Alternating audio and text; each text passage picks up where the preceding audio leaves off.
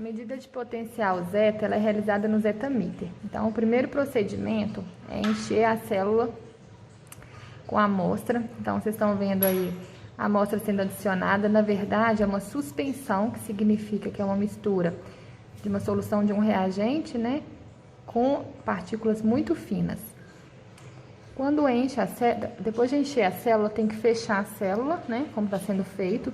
Então, o cátodo, a gente tem um eletrodo de molibdênio que fecha aqui desse lado, onde tem a inscrição, e o anodo do lado direito, um eletrodo de platina.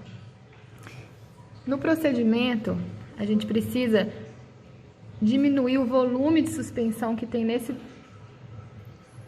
parte, até, vocês vão ver aqui, o centro do orifício que aparece ali na lateral.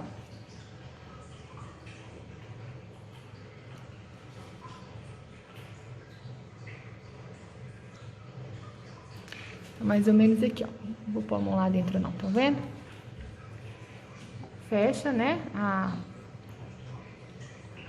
parte da direita com o eletrodo de platina. E aí nós vamos conectar essa célula, né, depois de secar. Tem que ficar bem sequinho, não pode ter nenhuma gotinha de água também na parte de acrílico, para não dar interferência na imagem. Depois de secar, a gente vai conectar no equipamento. Quando nós vamos colocar a célula, né, para ser visualizada aqui pelo microscópio, tem um orifício aqui, ó, na verdade um relevo, né? Então a gente precisa prender a célula aqui de forma que ela não se movimente, então tem uma posição correta.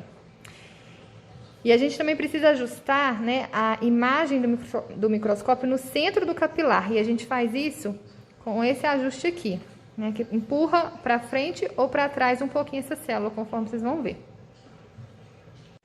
Os fios estão sendo conectados, né, aqui, o fio vermelho e o preto, que ligam aqui na máquina, né.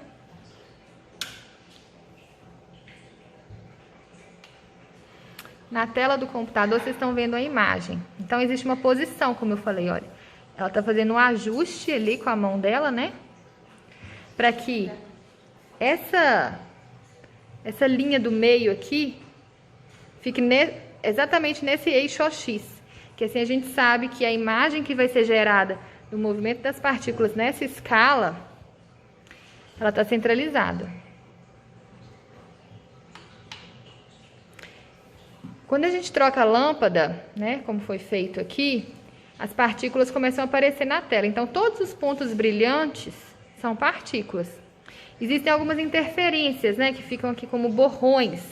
Isso não são partículas, mas os pontinhos brilhantes, né, por exemplo, esse aqui é uma partícula. Então, nós vamos enxergar o movimento dessa partícula naquela escala. Como eu falei, quando passa numa marcação, a gente pressiona o botão, que está aqui o controle. Se vai para a direita, é esse botão. Se vai para a esquerda, esse botão aqui. Você vai energizar agora? Ela vai energizar, né, os eletrodos, né, ou seja, vai passar corrente aqui, né.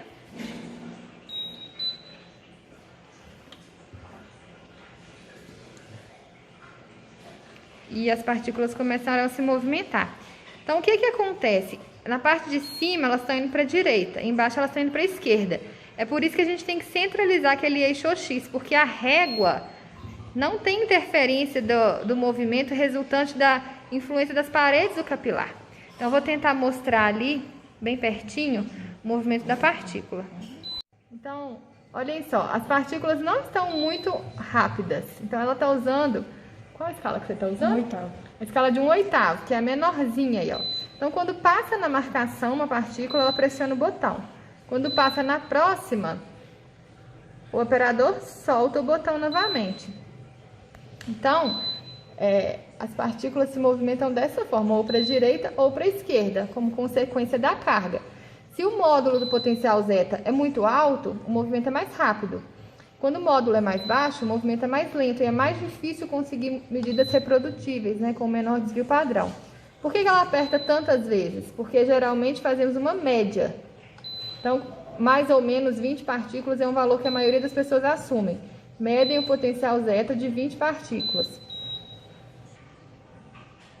Então, aqui, ó, estão aparecendo os resultados. A última medida dela aqui, ó, foi mais 11,4, o valor do potencial zeta.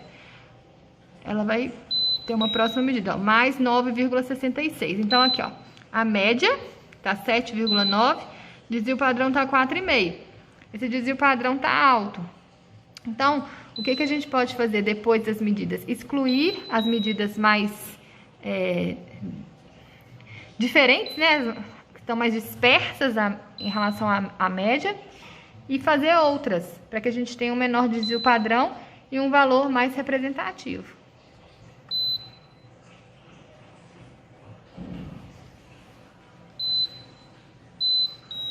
Nossa, com certeza não.